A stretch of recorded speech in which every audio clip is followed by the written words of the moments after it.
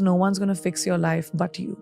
You always have to take a step up in the ladder to be able to get to the top. You can't get to the top by flying up. Yeah. Human beings don't fly. For me, what has always worked is having the small next dream, the next step.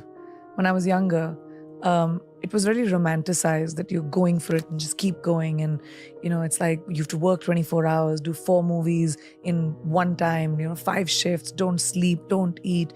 And the more a person does that, the more successful you will be. But as I have seen and lived more life, I've realized having a work-life balance is really important. Give yourself a break. It's okay. You just have to do the best you can. Survive, keep your head above water, and slowly you'll see you'll be walking on it. So this romanticization of work has to be tough and work has to be rough, and it's not. Work can be your companion. Work can be creative. Work can be something that gives you joy. And now I've reached a point where that work-life balance for me is most important. I will work on the 6 verticals that I'm working on, my business, my production, my book, my acting, whatever. But when I switch off, I'm with my family, I'm at home, I watch movies, I do whatever I want to do. So then when I come back to work the next day, I have the focus to be able to do even more things. I started working in the States in 2010.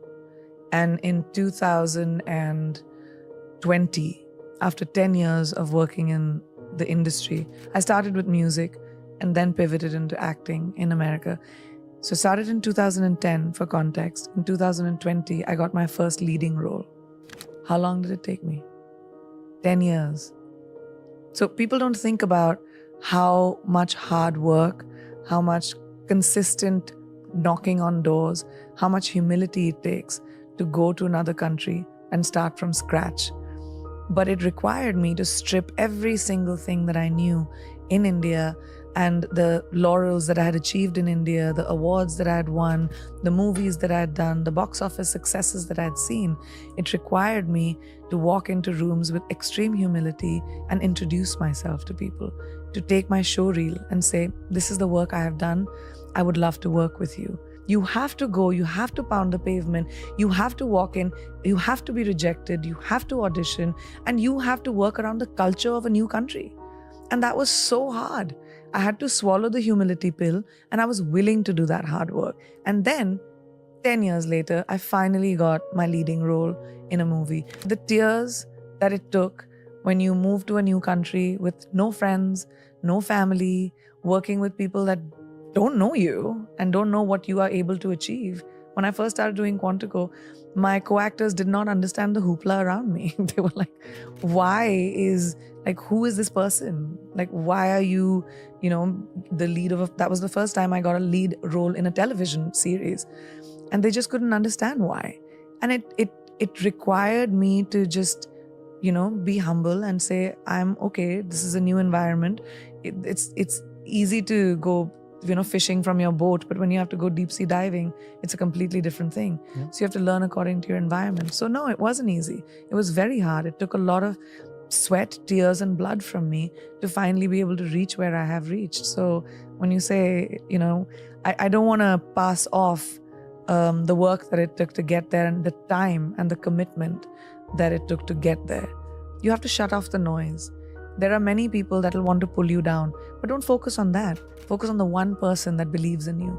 Focus on the light, little sliver of light that you might see, a little bit of inspiration that you might see. And that's the hardest thing to do because you're bogged down by baggage. You're bogged down by shackles of people holding you down. So you have to really push forward. And that's just individual. Do you have that inside of you to fight that fight for yourself? Or are you going to wait for somebody else to do it? That's an individual choice. The point is to be able to walk into a room and not be judgy and say, who are you? What are you doing? You don't, you're different. You speak a different language. That's not cool. Yeah. People speak different languages because they know more than you. They know other things that you don't know. The idea is to have your mind open to collaboration. The idea is to have your mind open to what is it that I can imbibe from someone else's knowledge. Yeah. And I think I'm a student of life. I love different kinds of people and different things that people do. I'm not running as fast as I was. I'm thinking about the steps I take. I'm in a really comfortable, content place when it comes to my life. And the choices that I'm making are mine and are not defined by other people or the validation that I probably needed when I was younger. So I think that's made me a little bit more happy and calm. Why am I lucky enough to have the life that I do? And some other woman somewhere else with the same desires, same ambitions, same, needs doesn't have any of it. I really think about that a lot. It makes me feel like there must be something I did right. I wake up every day with a sense of gratitude, and I wake up every day with wanting to give back, whether that's with the person that is standing right next to me or whether that is a life choice that I might make. But giving back, I think, is so crucial when it comes to being grateful. I'm highly grateful for everything that I have. And I do think that maybe I did something right, that I've been blessed with the opportunity of having the life, being born to the parents that I was, being able to have the opportunity of making my own choices, having agency in my own life. If you think about women around the world, so many don't have that. Like, complete choices are made for themselves. But my parents told me, you have to have your opinion. It can be very scary. I mean, this generation of girls is fearless, and there's so many girls that take charge of their own lives, and they say, I'm not going to fit into the cookie cutter mold that probably my mother did or my grandmother had to. And it's so, I have goosebumps right now just thinking about it. I meet so many young women who have changed the trajectory of their families because of the choices that they've made. I think my message would be that there's a lot of noise around us and people that tell us to be a certain way. I was talking the other day about someone that when I went to convent school, I had this thing called moral science, a subject called moral science, which taught me how women should be seen, not heard, the lengths of our skirts, how we should sit with our legs. There's so much that is being told to women that to be a good girl, you have to be a certain way. Good girls don't make history. Bold girls make history. Bold people make history. So if you want to be the lead actor of your movie, which is your life, you've got to take choices that might be contrary to what you've heard. And that empowerment may or may not come from your parents, may or may not come from your family or boyfriend or whoever you're around. It comes from you. And that no one can do. If you don't have that encouragement in your home, try to find it in your gut, because no one's going to fix your life but you. I don't know. I don't think about the future. I'm not someone I plan for the future, but I don't think about how far I can go. I mean, who knows what my future holds for me. But what I can think about is my present. And like I said, I like to imbibe from people that I know. The reason I take new steps is because I see someone else doing something new and I'm like, what can I do that'll make me feel how I feel about this person? It's about that feeling. It's about imbibing from the people around you. And it could be someone you admire on television. It could be someone in your class. It could be someone that you work with. But when you see something that you admire about someone, imbibe it. And I just love the fact that you can have an idea today and monetize it. Why not? You're not just reduced to, I won't say reduced to because I come from a family of doctors and engineers, but at that time, in my parents' generation and the generation before that, it was doctor, engineer, lawyer, military, government job. Like those 5 or 6 things that everyone had to aim for. But today, I think my generation of parents are not going to have those boxes for our children, right? You have an idea, let's run with it. Yeah. I think that innovation is the only way to evolve. And if you're not evolving, you're stagnant, it's boring, bye, you should go to bed. So I think, but for me, that's a little bit of a struggle for me. I juggle a lot of balls, and sometimes I'm just so tired that I don't pay attention to the next thing as much as I would want to.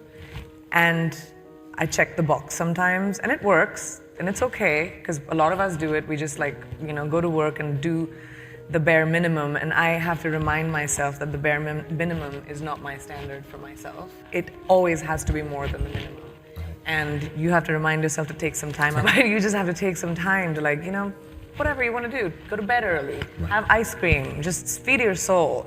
When you feed your soul as a human being, when you're with your family, your friends, you laugh a little, you bring joy, innovation happens. Creativity comes from a place of feeling good with yourself. And I think the most important thing is to feed who you are, and then it just does. What is my best opportunity at 18, at 25, at 35, at 60? Who is it that you want to be? So age ain't nothing but a number. That's a real fact. We put too much equity on age. It just doesn't matter. What matters is what you do about your life in the moment right now.